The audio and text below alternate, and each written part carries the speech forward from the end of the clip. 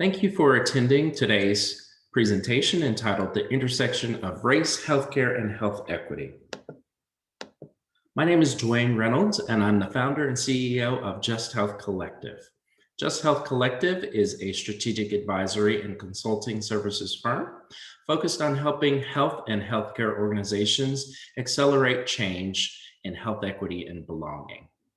By belonging, we actually mean the intersection of diversity, equity, and inclusion.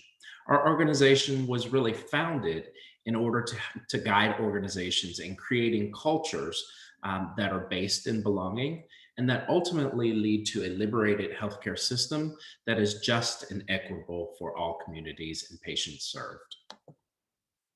Today's learning objectives will include the following. First, understanding how race impacts healthcare and health equity based on historical and current events. Next, to distinguish between racist, non-racist, and anti-racist. Third, to identify the lens of oppression and the levels by which systemic racism operates. Fourth, to distinguish between equality versus equity and the business case for change. And finally, to develop action steps that you and your healthcare center can take in order to advance change. I'd like to start off today's conversation with a moment of silence and reflection. For the next few minutes, I ask for your undivided attention. It's important to acknowledge the catalyst events that have led us to where we are today. Behind all of this, we must recognize individuals who have forever altered the course of our country's trajectory. These people paid the ultimate price, along with so many others who have lost their lives as a result of racial injustice. So now I'd like for you to hold your breath for a short activity. So please close your eyes, and I want you to breathe in slowly for 5 counts and then hold. Now breathe out slowly until you exhaust all of your breath. Consider this last breath the breath of the individuals, as they must have had fear and been consumed as their lives faded away. This is your connection to the souls of 3 human beings. It also represented who we were before and after their lives were taken. It's time to awaken to a new reality, a rebirth of our shared humanity and of equity and justice.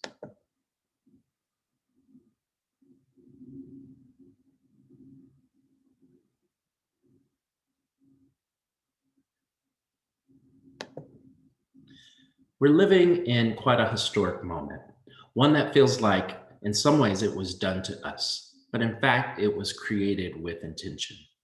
The United States is a nation of 2 realities. For many in this generation, this is a first glance of what we've done a Herculean job of covering, hiding, and pretending that we lived in a post-racial world. Now I'd like to share a short video with you. The video is on racism and in particular systemic racism. These are very complex topics, but this video provides context for this particular topic in a very well thought out manner. This is Jamal. Jamal is a boy who lives in a poor neighborhood. He has a friend named Kevin who lives in a wealthy neighborhood. All of Jamal's neighbors are African American, and all of Kevin's neighbors are white. Because Jamal's school district is mostly funded by property taxes, his school is not very well funded. His classrooms are overcrowded, his teachers are underpaid, and he doesn't have access to high-quality tutors or extracurricular activities. Kevin's school district is also funded by property taxes, so his school is very well funded. His classrooms are never crowded, his teachers are very well paid, and he has access to high-quality tutors and lots of extracurricular activities. Kevin and Jamal live only a few streets away from each other. So how come they're growing up in such different worlds with such different opportunities for success? The answer has to do with America's history of systemic racism. To understand it better, let's look at what life was like for Kevin and Jamal's grandparents. Decades after the Civil War, many government agencies started to draw maps dividing cities into sections that were either desirable or undesirable for investment. This practice was called redlining, and it usually blocked off entire black neighborhoods from access to private and public investment. Banks and insurance companies used these maps for decades to deny black people loans and other services based purely on race. Historically speaking, owning a home and getting a college education is the easiest way for an American family to build wealth. But when Jamal's grandparents wanted to buy a house, the banks refused because they lived in a neighborhood that was redlined. So Jamal's grandparents were not able to buy a home, and because colleges could prevent them from attending through legal segregation, their options for higher education were really scarce. Kevin's grandparents, on the other hand, got a low-interest loan to buy their first house and got accepted into a handful of top universities, which traditionally only accepted white students. This opened up a wealth of opportunities that they were able to pass on to their kids and grandkids. Even as late as the 1980s, an investigation into the Atlanta real estate market showed that banks were more willing to lend to low-income white families than to middle or upper-income African American families. As a result, today, for every $100 of wealth held by a white family, black families have $5.04. A 2017 study confirms that redlining is still affecting home values in major cities like Chicago today. This explains how Kevin and Jamal inherited vastly different circumstances. Unfortunately, the story doesn't end there. A big part of systemic racism is implicit bias. These are prejudices in society that people are not aware that they have. Let's go back to Kevin and Jamal. Against all odds, Jamal manages to be the only student from his high school to get accepted into a great university, the same one that Kevin and his high school friends are attending. But after Kevin and Jamal both graduate, Jamal notices that his resume isn't drawing as much interest as Kevin's, even though they graduated from the same program with the exact same GPA. Unfortunately for Jamal, studies show that resumes with white-sounding names get twice as many callbacks as identical resumes with black-sounding names. Implicit bias is one of the reasons why the black unemployment rate is twice the rate of white unemployment, even among college graduates today. You can see evidence of systemic racism in every area of life. The disparities in family wealth, incarceration rates, political representation, and education are all examples of systemic racism. Unfortunately, the biggest challenge with systemic racism is that there's no single person or entity responsible for it, which makes it very hard to solve. So what can you do? The first thing you can do is work towards becoming more aware of your own implicit biases. What are some prejudices that you might hold that you're not aware of? Second, let's acknowledge that the consequences of slavery and Jim Crow laws are still affecting access to opportunity today. As a result, we should support systemic changes that create more equal opportunities for everyone. Increasing public school funding and making it independent from property taxes would be a great start, so that poor and wealthy districts can receive equal access to resources. Systemic problems require systemic solutions. Luckily, we're all part of the system, which means that we all have a role to play in making it better. Peace. So hopefully this video provided some additional context on how systemic racism impacts This is Jamal. Jamal is institutions within society, including in healthcare organizations. So now I'd like to give a foundational understanding of racism so that we can define some of the terms that you may hear as you get into discussions further about systemic racism and how it impacts individuals and organizations. The history of racism in the US healthcare system dates back to enslavement, beginning with Dr. James Marion Sims, who is known as the father of gynecology. Dr. Sims conducted experimental gynecologic surgery on enslaved Black women without the use of anesthesia. During slavery, medical care was only provided to slaves out of a need to keep them well enough to continue to work on the plantations. Another well-known event is the Tuskegee syphilis study, in which infected Black men were recruited for a research study under the promise of free medical care. However, researchers gave placebo treatment in order to study the disease progression. Participants went blind, experienced other severe health problems, and even died as a result. Note that this occurred up until 1972, a year in which some of you were likely children. There's also the story of Henrietta Lacks, whose cervical cancer cells were harvested after her death without consent from her or her family. That cell line has provided the backbone of biomedical research, and I'd be willing to bet that some of the facilities that you even receive care in, academic medical centers, often have what are called HeLa cells in their clinical labs today. As you know, hospitals were also once segregated. Many of the health centers were actually born out of this segregation. What you may not know, though, is that it took the federal government um, having unannounced visits to force some hospitals to comply, despite the law which prohibited paying Medicare funds to organizations that remained segregated. Even when hospitals desegregated, it really only worked to serve and create a caste system. Today, racism in healthcare still exists. In fact, it's really what enables health inequity to persist. Discrimination shows up in artificial intelligence algorithms, which perpetuate bias. And we've also seen it with COVID-19 infection, hospitalization, and death rates. Black people are actually 2 to 3 times more likely to die from COVID-19. We can't escape that systemic racism exists in our organizations, and particularly inside of healthcare organizations. And in order to fix it, we have to face it head on and really stop running from what's uncomfortable or sometimes inconvenient for us. In the next few slides, I'd like to distinguish between racism and unconscious or implicit bias, and really talk about the journey to anti-racism at an individual level. So racism occurs at a conscious prejudice level, and it's usually directed at individuals based on their inclusion in a certain racial or ethnic group. Implicit bias, however, is an unconscious process, and it's based on how our brain interprets millions of pieces of information. In some ways, unconscious bias can be worse than racism because people don't always have an awareness that they are perpetuating an issue or causing harm. Let's start by defining 3 terms that are critical to understanding the spectrum of racism. As you see, the innermost circle here represents racism, which is defined as having both racial prejudice and power. In our society, power is defined by wealth, position, education, and other status indicators that socially overvalue dominant groups. As a result, these dominant groups maintain the authority to enact policy, to control institutions, to circulate wealth, and maintain privilege.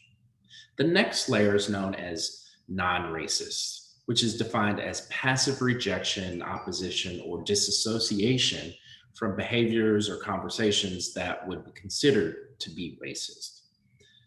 Most people would likely fall into this category, and it reflects the sentiment, I don't see color. While on the surface this may sound positive, it actually devalues people of color by not recognizing that their color reflects their lived experience. People want you to see color. They just don't want to be judged and treated unfairly because of the color of their skin.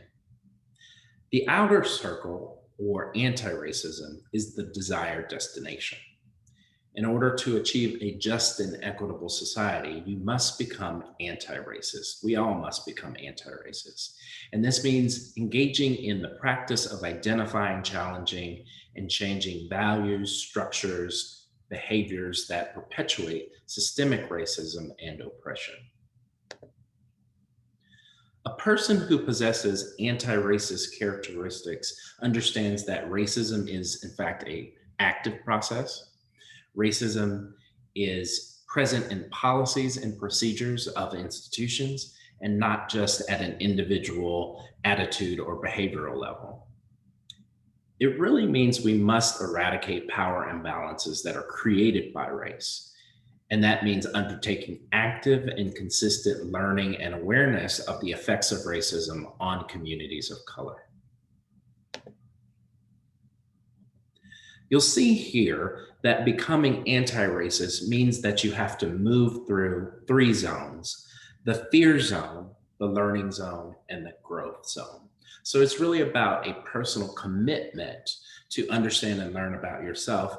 And though you may be uncomfortable, still pressing through until you get to a space of really understanding and sitting with that discomfort and then encouraging others to do the same.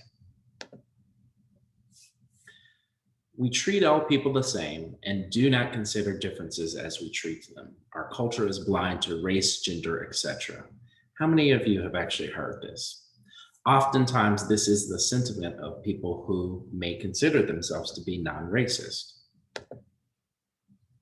But as this image demonstrates, equality is treating everyone the same, whereas equity is giving everyone what they need in order to be successful.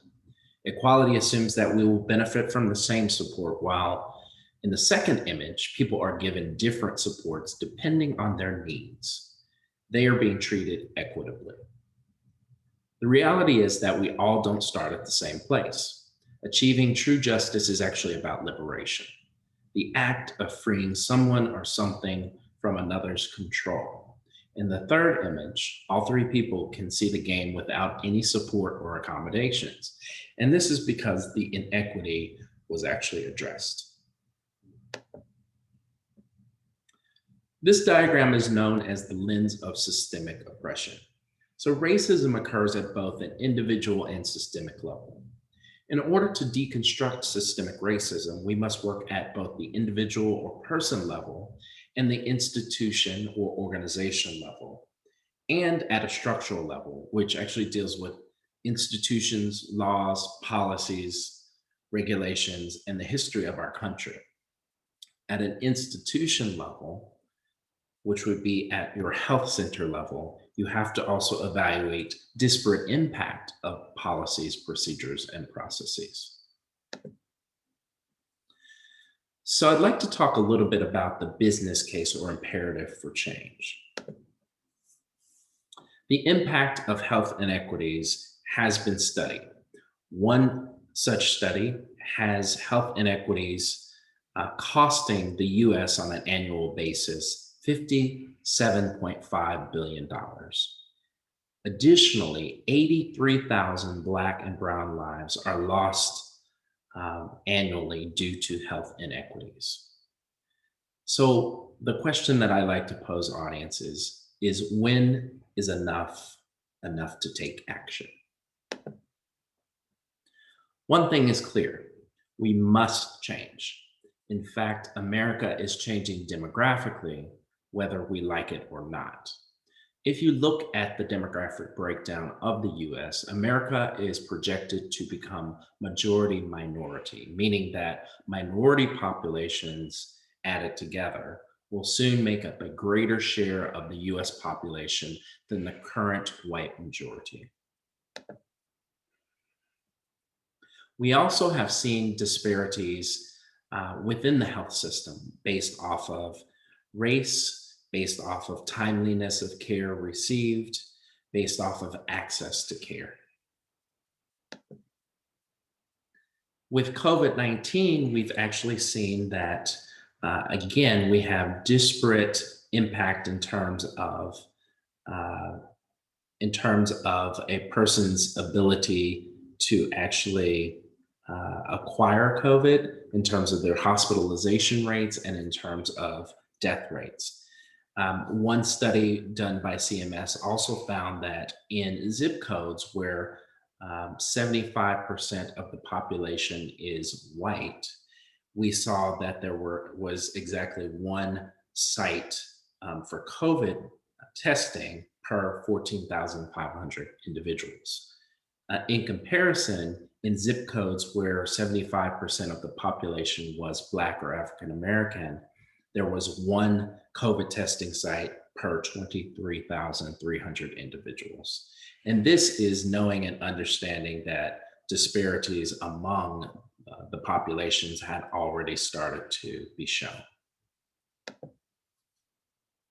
Disparities really are from identifiable things such as taxes, business and labor regulations, welfare benefits, healthcare funding. And what it really comes down to is how government works and cares for all of its people. And the fact that we have to consider these implications when thinking about policies and budgets because they have downstream impact. Internally, having mechanisms that check bias can easily prevent disparities as well.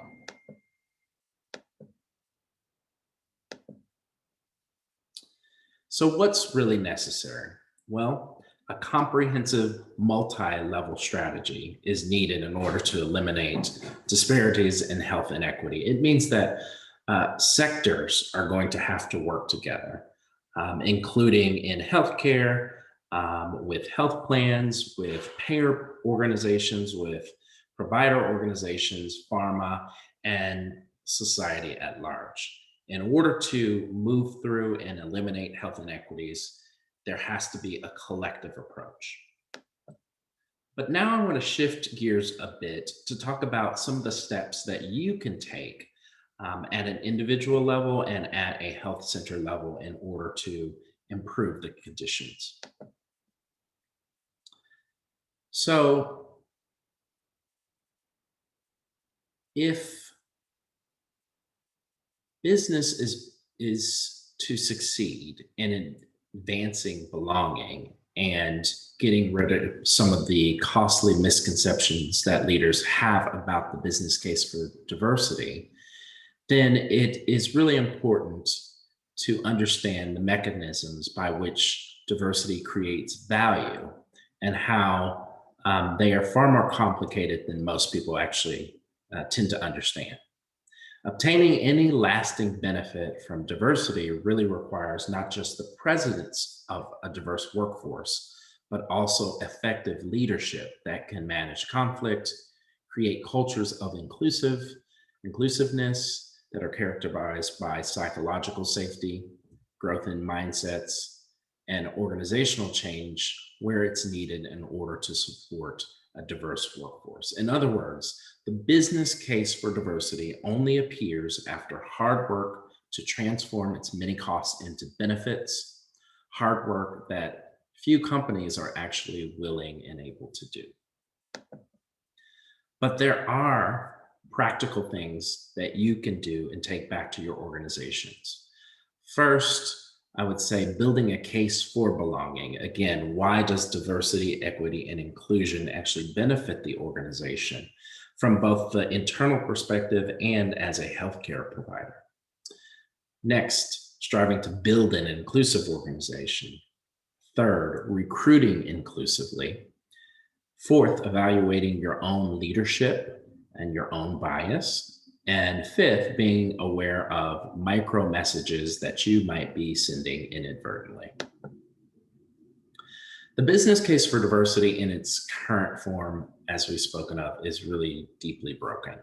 And so, in order to really challenge and move our environments forward, we have to have substantial change in our understanding of inequity, of injustice, and the crisis that we are finding ourselves in.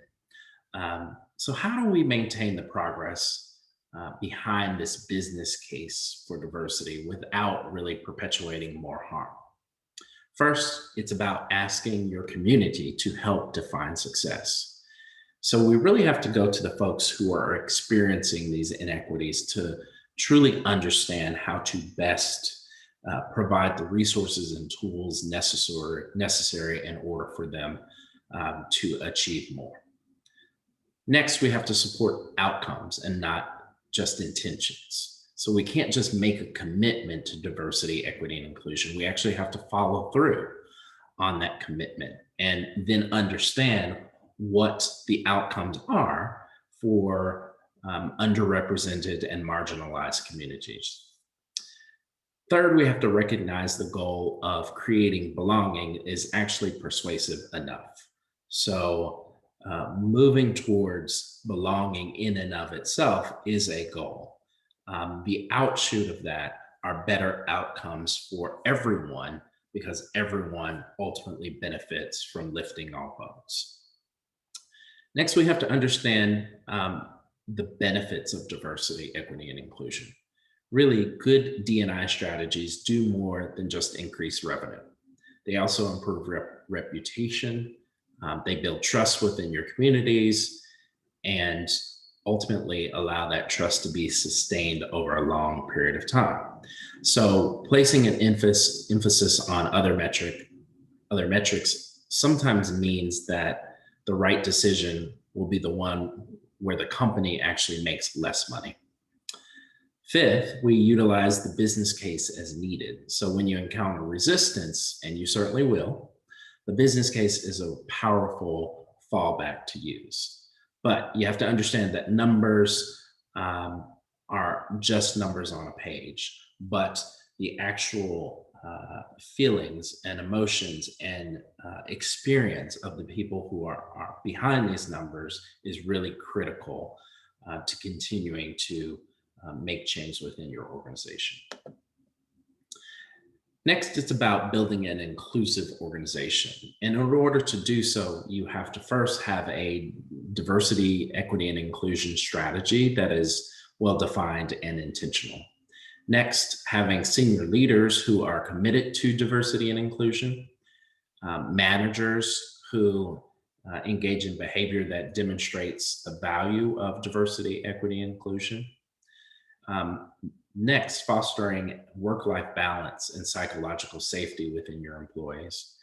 And then finally, at an individual level, it's about inspiring individual employees to take action to be more inclusive. Recruiting is very much a part of how we achieve diversity within our organization. So making sure that we're paying attention to who is coming in our organization and trying to remove bias from that process becomes really important. There are some organizations that use software to actually strip a job applicant's resume of identifiable characteristics like name, where they may have gone to school, where they currently live, etc. There was actually one study done within an orchestra where they conducted 1,200 blind auditions and learned that 54% of those who participated were women, while 46% were men. And about 58% of those selected to an interview after this blind audition round there were more women, and 68% of those who ended up getting hired were actually women. They also found that there was a 15% increase in the number of community college graduates who got into the in-person audition round. There's another study on diverse candidate slates that occurred in 2016 and was written up in the Harvard Business Review. The study found that women were 79 times more likely to get a job when there were at least 2 females on the short list. While given the same scenario, non-white candidates were nearly 194 times more likely to get hired. So the gist is, if you put one token person in, they sort of stand out as being the only one. But with more than one, all of a sudden, they're just another candidate, and they're likely to be more favorably evaluated based off of experience and more objective criteria. A few other methods that you can use to recruit inclusively include sending recruiters to sponsor events hosted by organizations that are geared towards underrepresented minorities, women, communities within LGBTQ space, broadening your contacts and referral base by attending meetups and networking events that are geared towards these diverse demographics, and then working with recruiting firms that actually specialize in matching diverse candidates with organizations where they will thrive. In addition to these previous methods, you might also seek out candidates from diverse cultural and ethnic backgrounds that are, again, a part of historically marginalized communities. participate in programs aimed at uplifting and developing minorities, such as the Institute for Diversity and Health Equity Summer Enrichment Program. I'll put a plug in for them. And then also adjusting policies to ensure that your environment is creating a culture of belonging. Finally, consider alternative work options that might actually allow you to accommodate a more diverse set of employees, those who may be differently abled, those who aren't able to commute. So the next thing I'd like to speak to you about is really about elevating your own leadership. There was a study done by Deloitte that identified 6 traits of inclusive leaders. First, there's a visible commitment. So these leaders demonstrate authenticity in their commitment to diversity, equity, and inclusion. Next, they express humility, meaning if they make mistakes, they're humble about those mistakes, willing to admit that they were wrong, and they actually encourage and empower others to contribute. They also have an awareness of bias. So they are aware of both their own biases and the biases that might be built into their institutions, healthcare organizations, and then they're working to create a more of a meritocracy for their culture. They're curious about others as well. So this means that they're working to keep an open mind and surround themselves with others who are also curious. They listen really without judgment and try to empathetically understand the situation of others.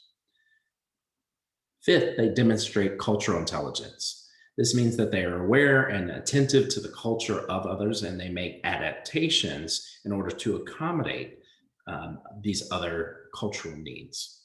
And finally, they're really effective at collaboration. They're focusing again on creating a psychologically safe environment, encouraging diversity of thought, empowering others, encouraging dissent, but then also forming cohesive teams. The next individual change is really about your own bias. So unconscious is, again, a process. We all have unconscious bias, but we've been conditioned to the norms of our society. So our brain interprets these large sums of information to make sense of the situations in order to determine our actions. However, we can get ourselves into trouble when we allow our automatic bias response to go in uninterrupted. And if we rely solely on our previous experience and conditioned thinking, then we likely will run into bias. So the example that I often like to use here is in hiring decisions. If we need to bring diversity into our team, we should ensure that we aren't automatically making the quickest decision or basing decisions on the similarity of candidates to ourselves. I love this quote because it puts the onus of change squarely in our laps as individuals. We alone have the ability to construct change within ourselves. Much of the work required to become anti-racist is about self-awareness, internal honesty, and truth-telling. What's the story you may or may not have told yourself after the social unrest of 2020? Were you honest about your own complicity in upholding an invisible system of oppression and racism? Maybe you said it was about others needing to change, but not about you. The reality is we all are complicit in some manner, and it's really up to us to be honest with ourselves, or our organizations and broader society will continue to suffer and never perform at a level that dignifies and respects the value of all people. Now, I'd like to talk briefly about microaggressions and some common microaggressions that patients might actually experience in healthcare environments that you can help with. First, when providers assume they are drug seeking when a patient might present to your waiting room, or when clinicians don't make eye contact, or may not immediately trust the patient's perspective during their appointments. Patients are very aware of how insurance status also impacts the treatment that they receive. So, making sure that your providers and your care teams are not making decisions based off of insurance status. So, what can providers do to avoid these traps? First, they should ask questions and listen and clarify where there may be confusion. They should respond constructively and include their patients in all of their care plan needs. And they should get to know their patients as individuals on a personal level so that they are sharing information that is relevant to helping you understand how to best care for and treat them. Ultimately, we have a really unique opportunity to transform organizations to become more just and equitable in healthcare. We have to evolve towards belonging. So I hope that today's presentation has provided some level of guidance as you continue along this journey. Thank you and good luck as you conduct the hard work ahead.